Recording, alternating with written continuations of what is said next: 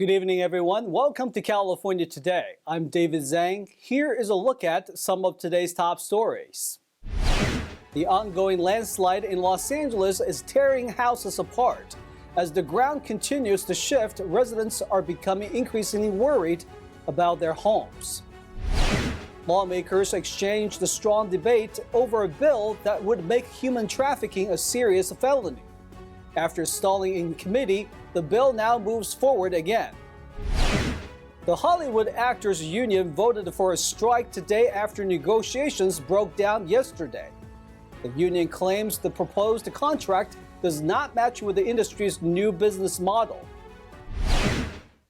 The ground is moving and shifting in one Southern California neighborhood.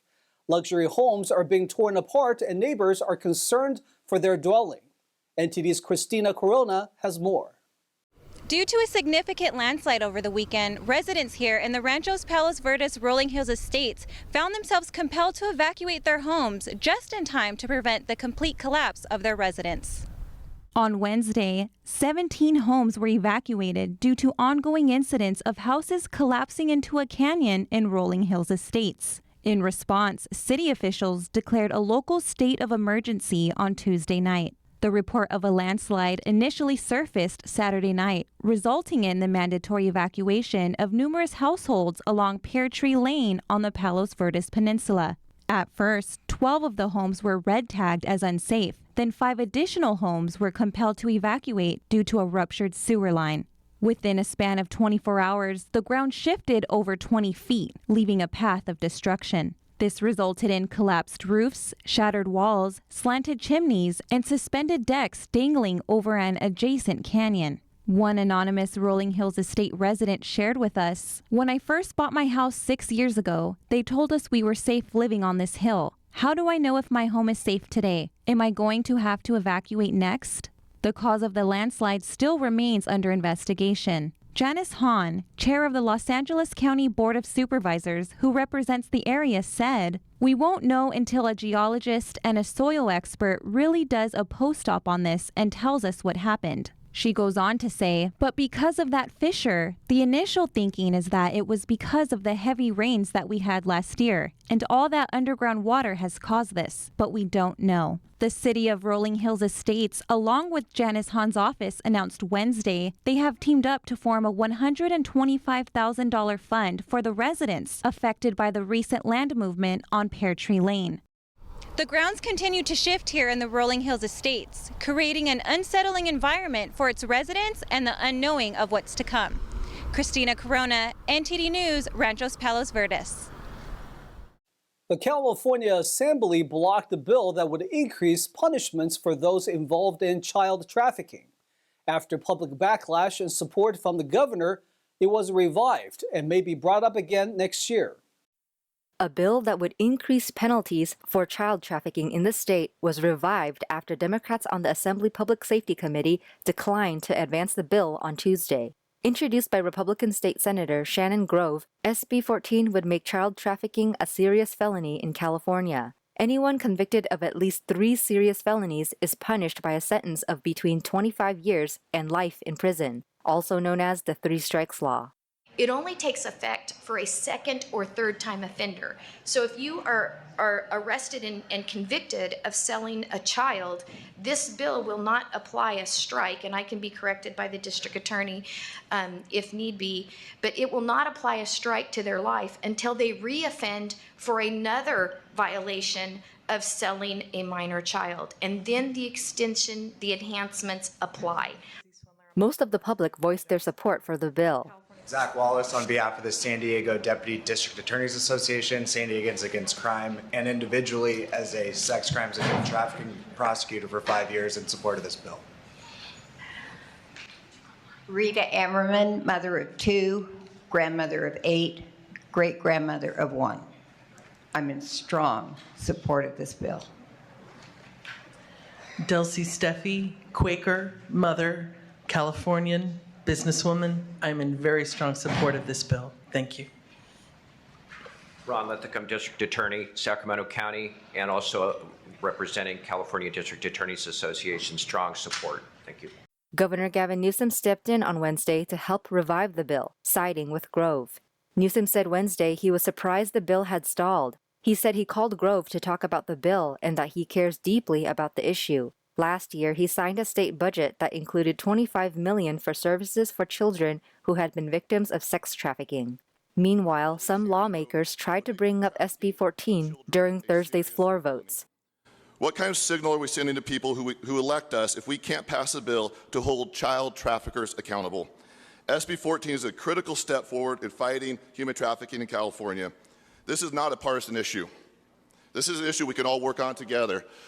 Colleagues, today we have a choice to make. You can choose a team. Pick pedophiles or children.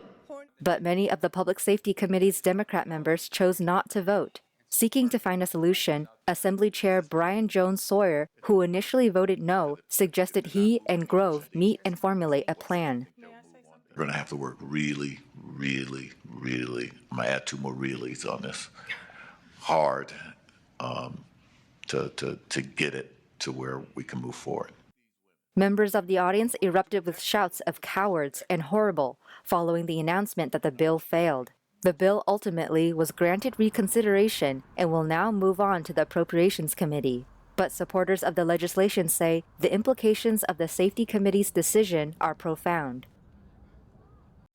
It's official. The Actors Union is on strike against the film and TV companies. This is the second time in Hollywood history that actors have joined the writers on the picket lines. NTD's Arlene Richards has more. Because the AMPTP remains unwilling to offer a fair deal on key issues essential to protecting the livelihoods of working actors and performers, SAG-AFTRA's national board unanimously voted to issue a strike order against the studios and streamers. The Screen Actors Guild, the union that represents American TV and film actors, announced on Thursday a strike beginning at midnight Friday morning Pacific time. The announcement comes after tense negotiations collapsed Wednesday night. A-list movie and TV actors are expected to join picket lines. Hollywood writers began striking 2 months ago after contract negotiations broke down.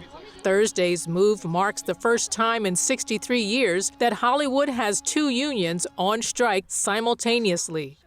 In an emotional speech, the president of the Actors Union, film and TV star Fran Drescher, said this is about greed. I cannot believe it, quite frankly. How far apart we are on so many things. How they plead poverty, that they're losing money left and right when giving hundreds of millions of dollars to their CEOs. At the heart of the dispute is the union's contention that the business model has changed, but the contract offered doesn't match the new model.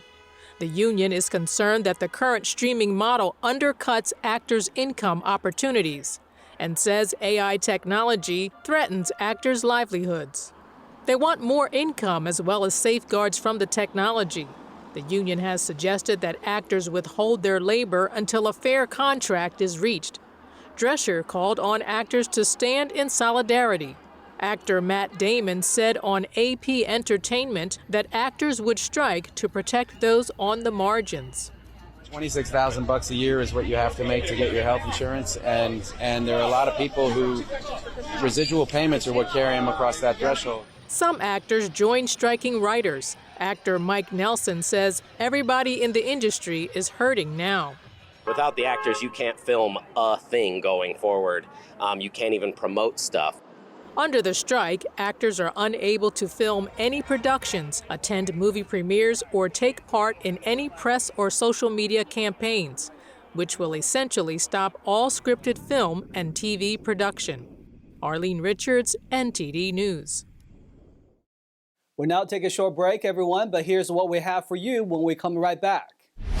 The FAA has approved the flight testing for another car company. The race is now on to create a flying car for people to one day buy and use. Billions of dollars have been put into addressing the state's homeless crisis. But even with the record spending, the situation worsens. And today is National French Fries Day. A local family-owned shop shares with NTD what makes this dish so iconic. These stories and more coming up on California Today.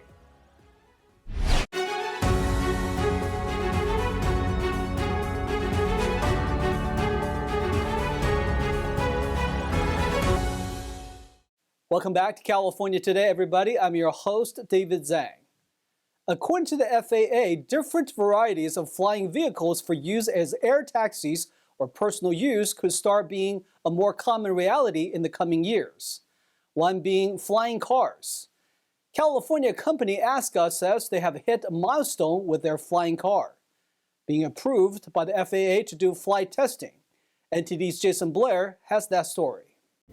Silicon Valley company Aska has been working on making a flying car a practical reality for the public since 2018.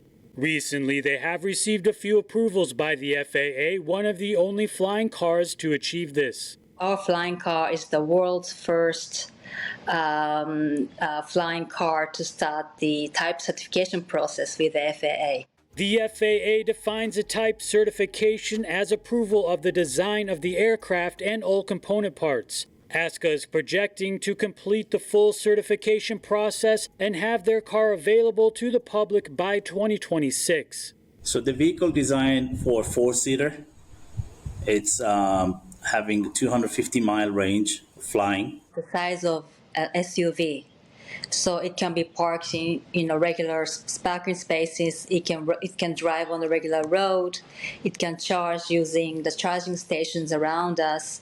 As I said, it can do vertical takeoff landing from a compact space like helipad. The car is also equipped with a ballistic parachute in case of emergencies. The main goal of the company is to provide new transportation. Aska can come to pick you up from your home, drive on the road to a nearby helipad, open the wing and take off and fly, and land at the nearby helipad and drive to your final destination. It's a door-to-door transportation. In the future, the company envisions certified takeoff and landing areas for their flying car being expanded using already existing infrastructure. We can use a very small space like gas station and other small areas to be able to take off and landing. Aska is working with the FAA to convert gas stations to include this capability. Since 2021, the company has already secured $50 million in pre-orders, and with their recent certifications, they have begun doing flight testing at their facility near the San Francisco Bay Area. Jason Blair, NTD News, California. California's homeless crisis is getting worse despite investing over $17 billion in the past 4 years. The Newsom administration is spending more on homelessness than the state has ever before. California has spent $17.5 billion in an attempt to decrease the state's homeless population over the past 4 years. But reports show the state's homeless crisis is getting worse. Jason Elliott, senior advisor on homelessness to Governor Gavin Newsom, told CNN that the problem would be so much worse without these interventions. A total of $20.6 billion has been allocated through 2024 to continue combating homelessness. But Elliott says that is not enough. He thinks the federal government needs to provide housing as a guarantee. However, Oakland-based Seneca Scott, founder of an organization aimed to address the homeless crisis, told NTD last year that the situation is not about housing first, but rather a result of failed policies. Homelessness started with the economic collapse in 08. It was exacerbated by policy, another economic collapse in 2020, and complete ineffective leadership, failed progressive policy, permissiveness of open air drug zone, and housing first as a fight. In a recent poll, 84% of Californians said they think homelessness is a very serious problem. Federal data from 2018 to 2022 shows that California has one of the highest rates of homelessness. There are about 170,000 unhoused people currently living on the streets. An owner of a Nevada car is getting a hearing over his controversial license plate. It was revoked because a complaint said it offends Californians.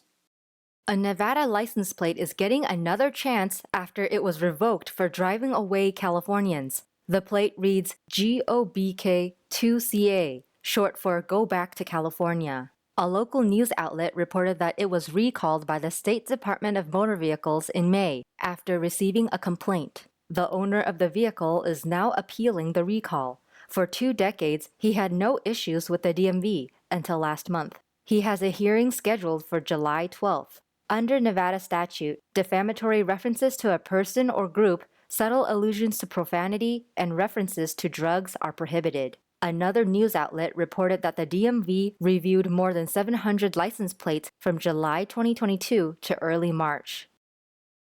One thing that brings up a childhood memory for many people are French fries. As simple as being made from potatoes, it's simply part of American culture. NTD's David Lamb reports for National French Fries Day. Living in America, chances are you had more than one type of fries. So tomorrow is National French Fry Day, and here in Silicon Valley on this street, there's many restaurants that serve fries like Burger King, Denny's, and Chick-fil-A. Now let's take a look at what Americans have to say about this iconic dish. Rosemarie and Frank Tamney are regulars at this Santa Clara restaurant, and we caught them as a plate of fries were delivered to their table. National French Fry Day. Happy National French Fry Day. French fries are a quintessential comfort food in America, served in many ways from straight cut, waffle, curly, and seasoned in garlic. The family-owned Holder's Mission City Grill shows us what's cooking. Garlic fries, they just add cheese and some garlic, and it tastes really good. The garlic fries are my favorite. I like the ranch. This 12-year-old says he always gets fries with his burgers. Bacon burger and fries. You can have a hamburger without French fries, definitely. You need some crunchy when you're eating a hamburger. Match. Yes, yeah, exactly. Very good match. If you order a cheeseburger, you're not gonna want a salad, right? French fries, they just taste better in everything. French fries and like baked potato or potatoes in general. Where did French fries come from? Online sources say they originated from Belgium and were later popularized by France. I first started having French fries a lot when I was in France, and they served them with mayonnaise like we eat them here that way. So it's very tasty. I think American ones are probably a little crisper. His wife says she orders French fries probably once a week. Well, there are a lot of things that you have to avoid if you don't want to be unhealthy. But I think that French fries are pretty good, especially if you do them in moderation. Potatoes are important for America.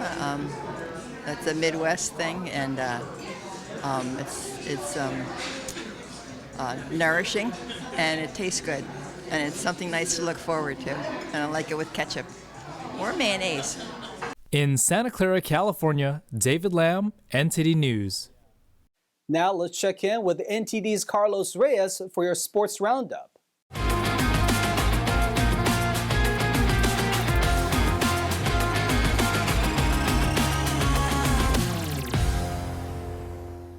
This is your California Sports Roundup. I'm Carlos Reyes. The San Jose Earthquakes defeated Seattle Sounders 1-0 on Wednesday night at PayPal Park. A goal and record-breaking assist from Cristian Espinosa helped the Quakes earn 3 points at home and win the 2023 Heritage Cup.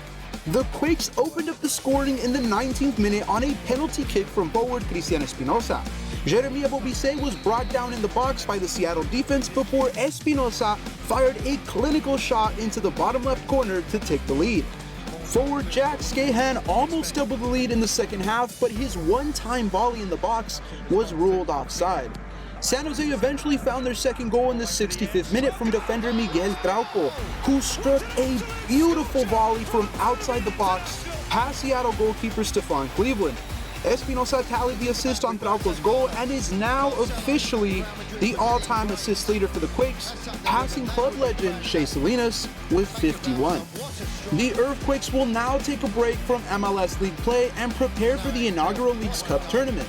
The Quakes will open the tournament on the road against the Portland Timbers on Saturday, July 22nd.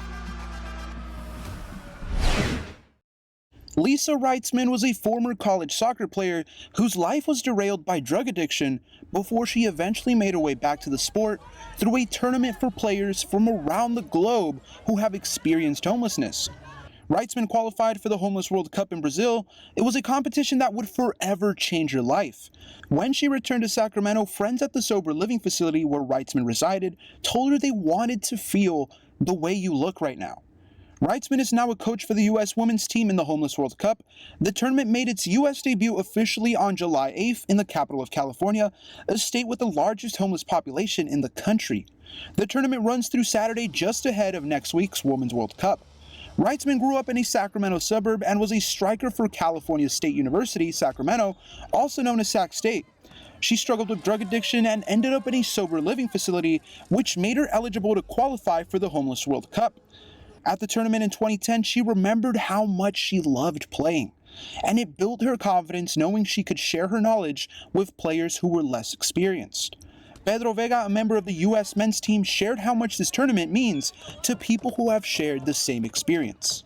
Not every day I feel happy for something, you know, and it's a blessing to be here right now, and spending time with my team, meeting new people from different countries. It feels amazing. This year, players are battling dry, hot weather in Sacramento, with temperatures set to surpass 100 degrees Fahrenheit by Friday. Some of the games were scheduled for later to avoid the most intense heat of the day.